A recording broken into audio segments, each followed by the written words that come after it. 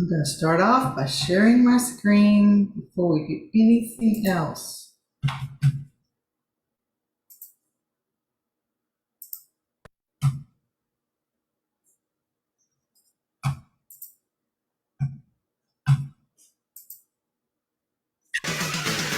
Something strange in your neighborhood. Who you gonna call? Ghostbusters! If there's something weird and it don't look good, who you gonna call? Ghostbusters! Welcome to Sunday Springboard with Melanie and Kimberlyn Coaching, where we help women find their confidence and thrive after toxic relationships. We've been talking about trauma. We've been talking about how trauma becomes overwhelming. It's when stress becomes overwhelming, is when it becomes trauma. We talked about what causes trauma, when you have too much too fast, when you have too little for too long. And we talked about, last week we talked about how to start developing a sense of safety. What trauma is, to a large degree, is that you don't feel safe and you're always in this feeling of vigilance after you've come through something like that. The world is a dangerous place, and you're constantly looking for what's dangerous, how can I protect myself? And it's a hard way to live. It makes you tired, it makes you anxious, it makes you unable to enjoy life because you're always looking for the shoe to drop. Today, we're going to talk about how getting support can help you on your way to recovery, and what are some different ways to get the right support. Now, if you've got ghosts or gremlins or ectoplasm at your house, we know that you're going to call the Ghostbusters. But who are we going to call? As we talk about this today, as we try to decide who are the safe people to help us in our recovery, we're going to talk about some of the mistakes that trauma survivors make. We're going to talk about some of the people that you want to avoid, some of the people that you want to look for, and then we want to talk about some groups and some professionals. This is not a complete exhaustive list. It's just a place for you to get started as you try to find some truly safe support people to help you move forward. Now, first of all, some of the mistakes that we make. We mentioned these last week, first, a couple of these. First of all, when you've been through whatever it is, especially like if you've been through a traumatic, toxic relationship, an abusive relationship, whether it's emotional or physical, sometimes we don't trust ourselves, and we try to find someone out there to help us, to protect us, to fix us. We put all of it out there, and we don't trust ourselves. And then on the other hand, we might go to the other extreme and think nobody is safe. I have to do this by myself. These are two ends of the pendulum. Neither one of these are going to be helpful for you. You have to find a way to bring it in, to depend upon yourself and trust yourself, and to find safe people to put some trust in at the same time. This can be a difficult thing to figure out, but you can do this. Another thing is, maybe you try to get some support. Maybe you go to this group and try it, and maybe the people aren't very friendly to you, or maybe you try out this counselor or this coach and you just don't feel like you resonate with them. Maybe they don't seem to hit with you, and that makes you think, yeah, well, see, I tried, it didn't work, I'm just going to give up. Don't do that. You may not hit the right perfect match with the first person or even the second or third. It may take a few tries to find the right people to help you. Some more mistakes you make. One of them, this is a really bad one. Sometimes you go back to the old relationship. Especially if that person is doing the love bombing thing, they're trying to get you back, they're telling you, I'm so sorry, it's different this time, I'm going to change. And you may know in your heart that they've told you this 17 times and it's never changed. But maybe being out here on your own is just scarier, and we tend to want to believe. And so sometimes the old stuff that we know is less scary than the new stuff that we don't know. So going back to the old relationship is a mistake that many of us make, and we generally regret it. Been there, done that. Another thing that we might do, if we have not had the time and the recovery training. We haven't learned how to take care of ourselves, how to value ourselves, how to believe that we're worthy of a good relationship. We might just go jump into another relationship that's just as toxic as the past, whether this is a romantic relationship or even a friendship relationship. If we do not know how to have healthy relationships, we may just jump into a toxic one because that's all we've known. It feels normal. It's not normal, and it's not what you want. So try to be discerning as you choose the people that you're going to ask to help you on this journey. Here are some people that you want to avoid as far as your support team. Now, this does not mean you cannot have relationships with people that show some of the characteristics I'm going to list. Some of these may describe your family and your friends. You can still be with your family and your friends, but if they have these characteristics, they're probably not the people you're going to want to bare your soul to and talk about all the stuff you need to talk to recover. You can be with them, let them love on you, have fun with them, talk about surface things. When they ask you how you are, you may just tell them you're fine, because if you start telling them the truth, then they're going to react in some of these ways that I'm going to tell you is not helpful, and you want to avoid this. So people who give you advice. I don't know about you. I don't like people giving me advice. If someone tells me to do something, even if I know to do it, I kind of don't want to do it because they told me to. And I don't know how many people through the years, as I would discuss my various problems, and they will say, well, I think you should, or, well, if it was me, I would. And they always have an idea. And a lot of times you've already tried that. I tried that, it didn't work. Or, no, I don't want to try this. Or maybe it would be helpful if you thought of it yourself, but because they don't want to. I had a counselor one time when I was married to my alcoholic husband. I was still at a point, it was early on in our marriage, I was still hoping and believing he was going to change. He loved me to the best of his ability, and at that point I still felt that love, but I could tell she greatly, deeply wanted me to leave him. Even though she was a counselor, she was not able to be detached and let me figure out what I needed to do. She just made it so clear that she thought I should leave that I just ended up quitting going to see her because she was not helpful to me, because I wasn't at a point that I was ready to do that yet. And so I needed someone else who could just be detached, just let me talk. What I would find is when I would talk to people and tell them all the reasonings, all the excuses, when the excuses were in my head, they seemed all real. But if I was able just to lay them out there to other people, I could kind of hear how this doesn't make sense. This really is an excuse. But I needed people to be able to hear me and listen to me and not tell me what to do or give me advice. Another thing that is not helpful is when they minimize what you say. So you say, this happened, that happened, and they say, oh, surely it was not that bad. Surely, maybe you're exaggerating. Maybe you're imagining it. Maybe it didn't really go down like you thought. They just, they just say you're overreacting and you're oversensitive. If people tell you this, they can still be your friends, but they're not people that you want to talk about your hard stuff to.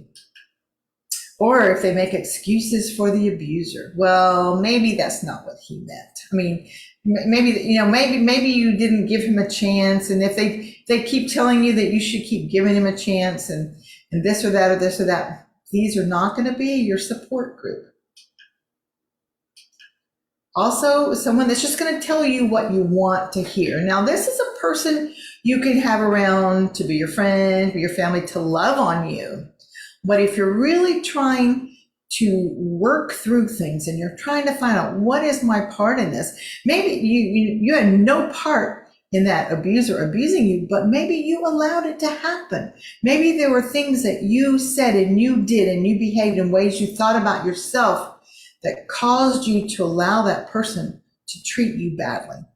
And you need to be able to sort that out. And so if someone is always just on your side of saying, oh, yeah, you were this and that and perfect and wonderful, and it's all them, that's not going to be helpful for this. Like I said, they can love on you, and you can have them when you're feeling down, give them a call and they'll lift you up and it's all good, but not for the support that we're talking about.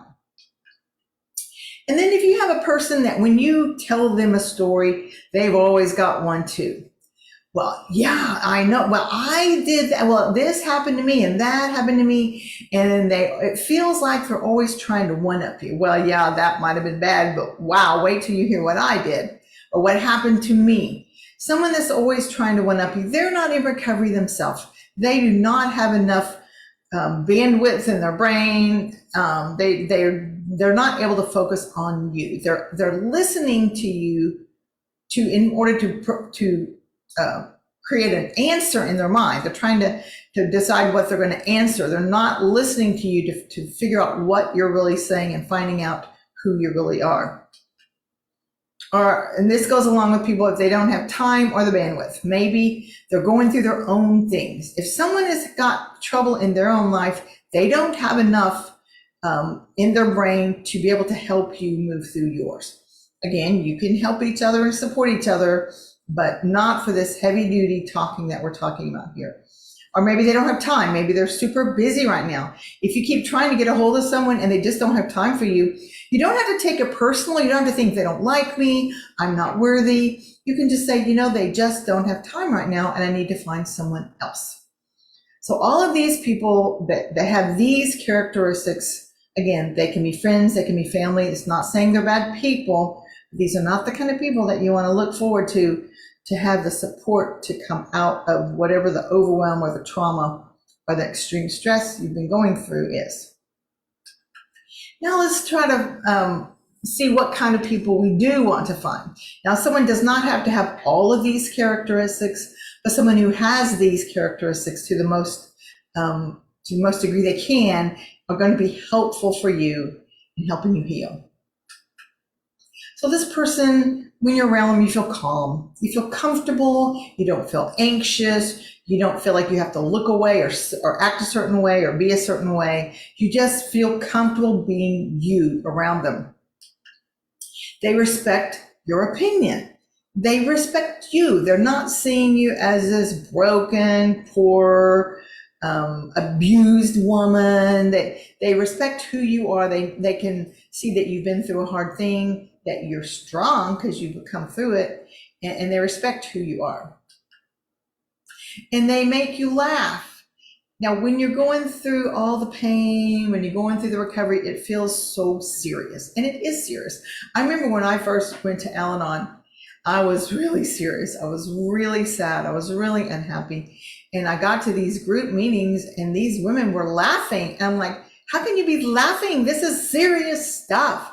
And they were laughing because of different things. Laughter is healing. And when you can start laughing at yourself, that lets you know you are on the road to recovery. So anything that you can do to laugh, and if someone helps you laugh, that's a wonderful person to spend some time with. And they need to be able to listen to you without judgment. If you are afraid of them judging you, you're not going to be able to share all the things you need to share.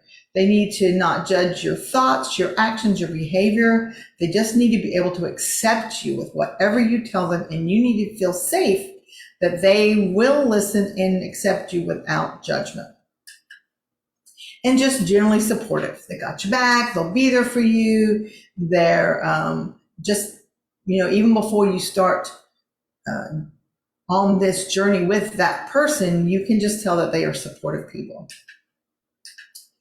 And they respect your needs. Some people just run right over you. Some people don't even, maybe they don't even think they're doing it, but they're so involved in themselves that they're not thinking about you. If you need some time, if you need some space, if you need this or that, they respect that, and they honor your adulthood. They honor your own opinion about things, that you know what is best for you. And along with that, they honor your boundaries. People that ride roughshod over your boundaries are not going to be the people that you want for your support system. And then you want people that are willing to make an effort. It's not always easy to be there for someone who is in their hard times. Maybe you need them in the middle of the night, hopefully you're not going to need them a lot in the middle of the night, and maybe if you're going to need it a lot, you may have a couple different people.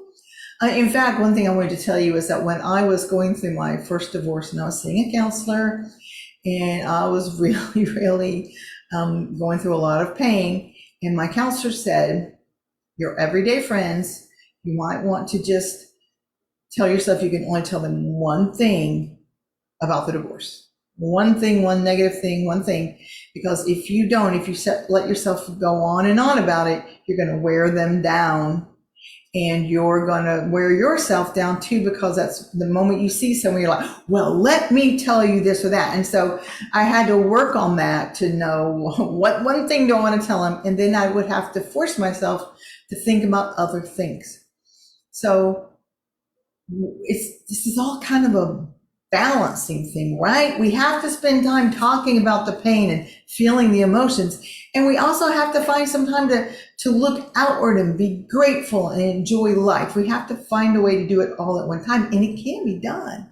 I have done it. I think it would have been easier if I had had a coach helping me, which is why I am doing this now. I'm trying to help other women like me maybe not have to suffer as much as I did or take so long to recover, because I can help guide you through some of the ways that I had to learn by trial and error, just trying to help you move towards your recovery. So these people that you want to be with, they need to be willing to make an effort.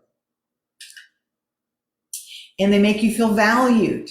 The fact that they're spending time and listening to you, but they're doing it as they see you as a valuable, worthwhile person. And again, not as some broken, childish thing, a project that they're helping you out. They need to respect you at their level, that you've just been through some hard things and you just need some help moving through it. And then it's important that these recovery support people are willing to tell you the truth kindly. It's great to have someone who just loves you no matter what, and they're never going to tell you anything that hurts your feelings. But it's also good to have someone who can say, Melanie, I think you are maybe seeing this a little wrong, or this or that. And this person has to be chosen very carefully. You have to believe that whatever they're saying to you, they're saying it out of the love of their heart. They're not disrespecting you. They're not looking down on you, but this is just how they're seeing it.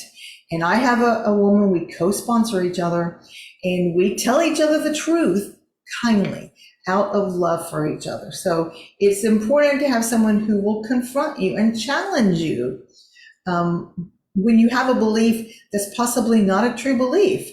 They're not doing it out of any kind of judgment, but they're just willing to challenge you to help you figure these things out for yourself. Now, as we want to find groups, there are a lot of helpful groups. Here are some of my favorites. First of all, any kind of 12-step groups, depending on what your issue is. You've got your alcoholics, your narcotics, you've got your Al-Anon, and Al-Anon is generally anyone who has a loved one who's an addict. It's originally for those who loved ones are alcoholics, but generally if you have someone who's a drug addict or any kind of addict, you will feel comfortable being at an Al-Anon meeting. CODA would be a Codependence Anonymous.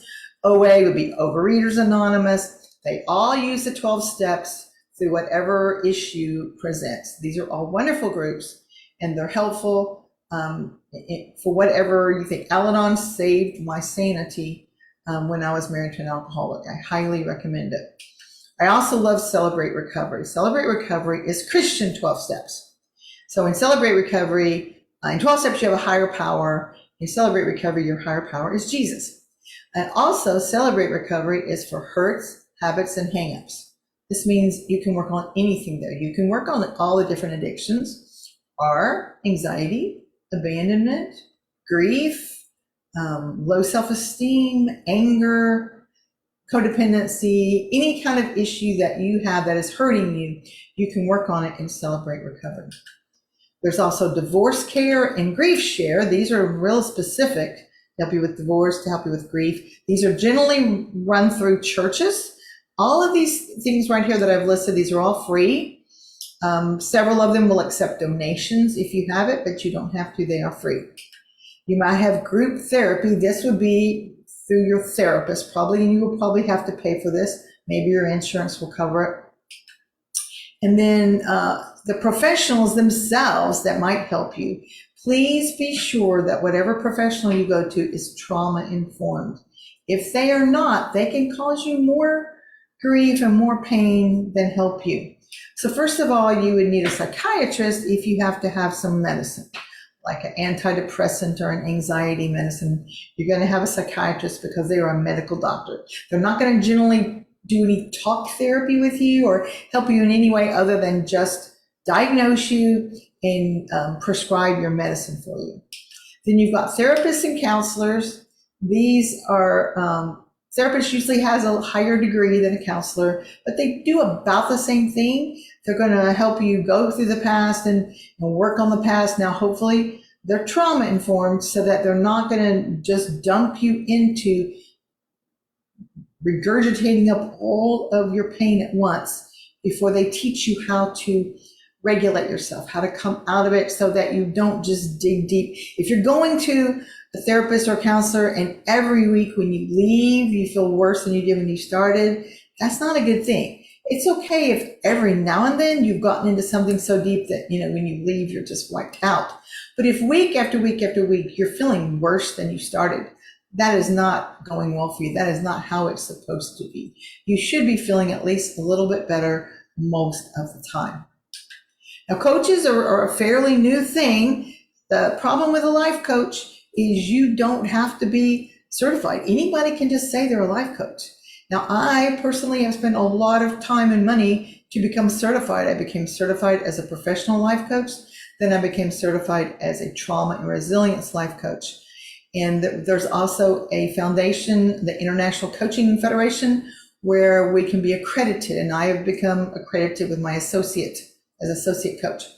I would just recommend that if you decide you want to have a coach, make sure they have some training. Make sure that they're not just saying, because I went through a bad marriage and now I'm qualified to be a life coach.